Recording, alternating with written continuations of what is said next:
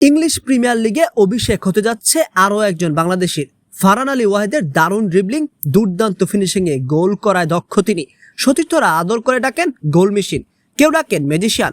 এমন একজন প্রতিভাবান উইঙ্গার আর ফিনিশারই তো খুঁজছে বাংলাদেশ ফুটবলে হামজা চৌধুরীর আগমন যেন নতুন এক যুগের সূচনা করেছে। আর সেই অধ্যায় শুরু হতেই সামনে এসেছে আরো একটি বড় সুখবর। ইংলিশ প্রিমিয়ার লিগের ক্লাব ফুলহ্যামের তরুণ উইঙ্গার ফারহান আলী ওয়াহিদ নাকি বাংলাদেশ জাতীয় দলের হয়ে খেলতে সম্মতি দিয়েছেন। যদি সবকিছু পরিকল্পনা অনুযায়ী এগোয় তাহলে খুব শীঘ্রই লাল সবুজ জার্সিতে দেখা যেতে পারে এই 19 বছর বয়সী প্রতিভাকে। কিন্তু প্রশ্ন হলো, কে এই ফারহান আলী ওয়াহিদ আর বাংলাদেশের ফুটবলে ঠিক কতটা পরিবর্তন আনতে পারেন তিনি?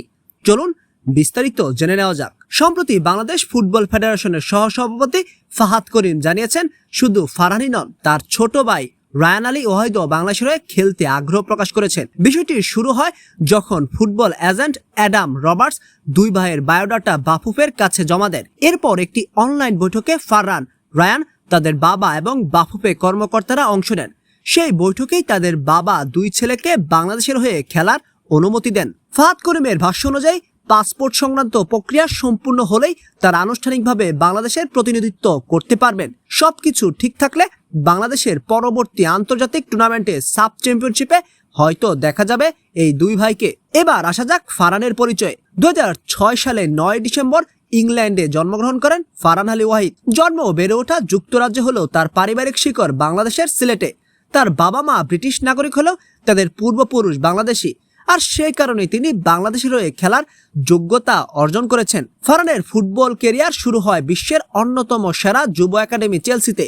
সেখানে কয়েক বছর কাটানোর পর 2019 সালে তিনি যোগ দেন ফুলহ্যামের একাডেমিতে। এরপর নিজের প্রতিভা দিয়ে দ্রুত নজর কাড়েন। তার ধারাবাহিক পারফরমেন্সের পুরস্কার হিসেবে 2025 সালে ফুলহ্যাম তার সঙ্গে প্রথম পেশাদার চুক্তি করে। শুধু তাই নয়, ফুলহ্যামের অনূর্ধ্ব 21 দলের হয়ে প্রিমিয়ার লিগ 2তে সদ্য শেষ হওয়া মৌসুমে 20 ম্যাচে 17টি গোলে কন্ট্রিবিউশন করেছেন তিনি। পুরো লিগের অন্যতম সেরা পারফর্মার হিসেবে জিতেছেন ম্যাচ সেরা খেলোয়াড়ের পুরস্কারও। তার গতি, অসাধারণ ড্রিবলিং এবং নিখুঁত ফিনিশিং ইতিমধ্যে ইংল্যান্ডের ফুটবল অঙ্গনে প্রশংসা কুড়িয়েছে। এমনকি ইংল্যান্ড অনূর্ধ্ব 15 দলেরও ডাক পেয়েছিলেন তিনি। এখন প্রশ্ন হলো, বাংলাদেশের জন্য তার ভূমিকা কি হতে পারে? হামজা চৌধুরী যেখানে ডিফেন্সিভ মিডফিল্ডে দলের ভারসাম্য এনে দিতে পারেন, সেখানে ফারহান হতে পারেন আক্রমণ ভাগের সবচেয়ে বড় শক্তি।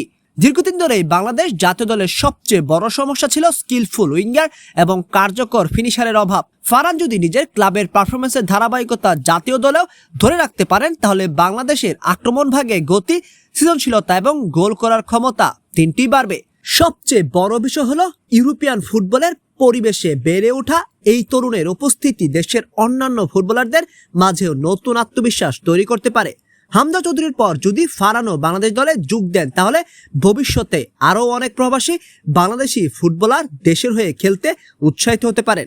এখন সব নজর পাসপোর্ট ও আনুষ্ঠানিক কাগজপত্রের দিকে। সেগুলো সম্পূর্ণ হলেই বাংলাদেশের ফুটবল ইতিহাসে শুরু হতে পারে আরেকটি নতুন অধ্যায়। হামজার পর এবার কি ফারহান আলী ওয়াহিদ হবেন লাল সবুজের নতুন তারকা? সে উত্তর দেবে সময়।